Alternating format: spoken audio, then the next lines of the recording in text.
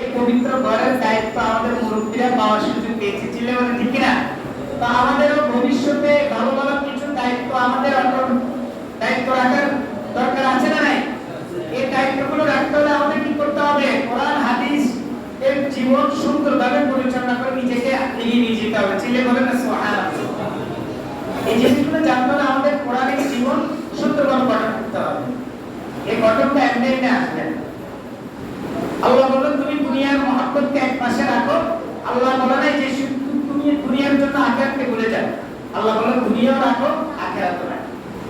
এজন্য আল্লাহ পাক রব্বুল আলামিন বলেন রব্বানা আতিনা ফিদ দুনিয়া হাসানাতাও ওয়া ফিল আখিরাতি হাসানাতাও ওয়া কিনা আযাবান নার।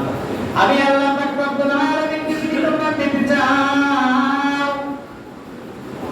আমি আল্লাহ পাক রব্বুল আলামিন যদি পেতে চাও, শুধু দুনিয়াও করলো আখিরাত করলো, আমি আল্লাহ পাক রব্বুল আলামিনকে পাওয়াটা খুবই সহজ ছিল।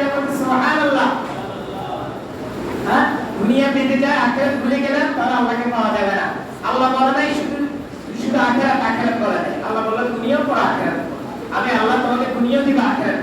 ছেলে বলেন না সুবহানাল্লাহ। এই জিনিসগুলো পাইতে হলে আমাদের কি করতে হবে? আমাদের ছেলে মেয়েকে দ্বীনি শিক্ষায় শিক্ষিত বানাতে হবে। এই দ্বীনি শিক্ষায় শিক্ষিত বানাতে হলে ভালো ভালো কিছু প্রতিষ্ঠান আছে। যেমন গাঁওতে এখানে এই নতুন করে একটা প্রতিষ্ঠান করলো দারুস সুন্নাহ ইসলামী আদর্শ মাদ্রাসা। এখানে ভালো ভালো কিছু হাফেজরা স্টাডি দিচ্ছে আন্তর্জাতিক পর্যায়ে পর্যন্ত যাওয়া। আমাদের ছেলে মেয়েকে আমরা কোরআন শিক্ষা দিব। আমরা একদিন থাকবো না, তারা আমাদের যারা নাকি এখন বর্তমানে মসজিদের দায়িত্বে আছেন তারাও একদিন থাকবে না। তাদের মা মুরব্বীরা ছিলেন, এখন বর্তমানে ওনাদের পরবর্তী প্রজন্মে ওনাদের ছেলে মেয়েরা থাকবেন। এই দায়িত্বগুলো পালন করতে হলে আমাদের কি করণীয়?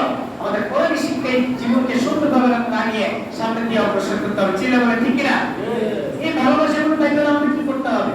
একমাত্র এই পবিত্র সাত দিন মধ্যে পবিত্র দিনে আল্লাহর পুত্রত্ব পেয়ে এসে সিজদা দিয়ে হাত তুলে আল্লাহর দরবারে দোয়া করতে হবে। আল্লাহ তুমি আমাদের ছেলে মেয়েকে কোরআনের জীবন সুন্দরভাবে তোমার হাদিসের সুন্নাহ মোতাবেক জীবনকে যেন পরিচালনা করতে পারে, আল্লাহ সেই তৌফিক আমাদের ছেলে মেয়েকে দিন। ছেলে বলে আমিন।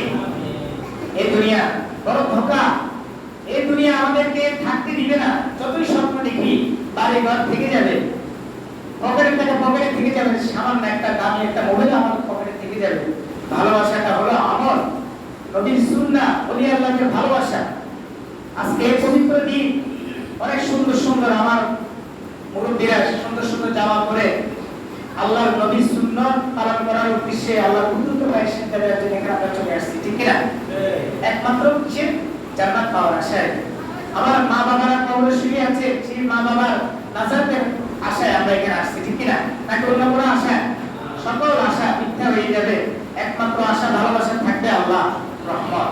ছেলে বলেন না সুবহানাল্লাহ। এজন্য আল্লাহ বলল যে ব্যক্তি এই পবিত্র দিনে প্রথমে জুমার নামাজের দিনে আগে আগে আসলো, আমি আল্লাহ পাক রব্বুল আলামিন তার যদি একটা টাকা আল্লাহর ঘরে পবিত্র করে যদি দান করার সওয়াব নাও থাকে, আমি আল্লাহ পাক রব্বুল আলামিন তাকে 100টা গরু দান করার যে সওয়াব, এই সওয়াব আমি তার আমলনামায় যোগ করে দিচ্ছি।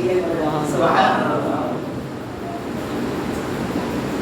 যে ব্যক্তি হচ্ছে নবীর সুন্নাহ প্রথমে আসা জুমার দিনের সুন্নাহ, দ্বিতীয় সুন্নাহ হলো যে ব্যক্তি নাকি নবীর হাবিবের সুন্নাহ পাওয়ার জন্য সুন্দর সুন্দর জামা পরে, ভালো জামা যদি নাও থাকে জামাটাকে পবিত্র করে আল্লাহর কুদরতের আশায় জান্নাত পাওয়ার আশা আসবে, আমি আল্লাহ তাকে নবীর সুন্নাহর রহমত আমলটা তার আমলনামায় আমি যোগ করে দিচ্ছি। সুবহানাল্লাহ।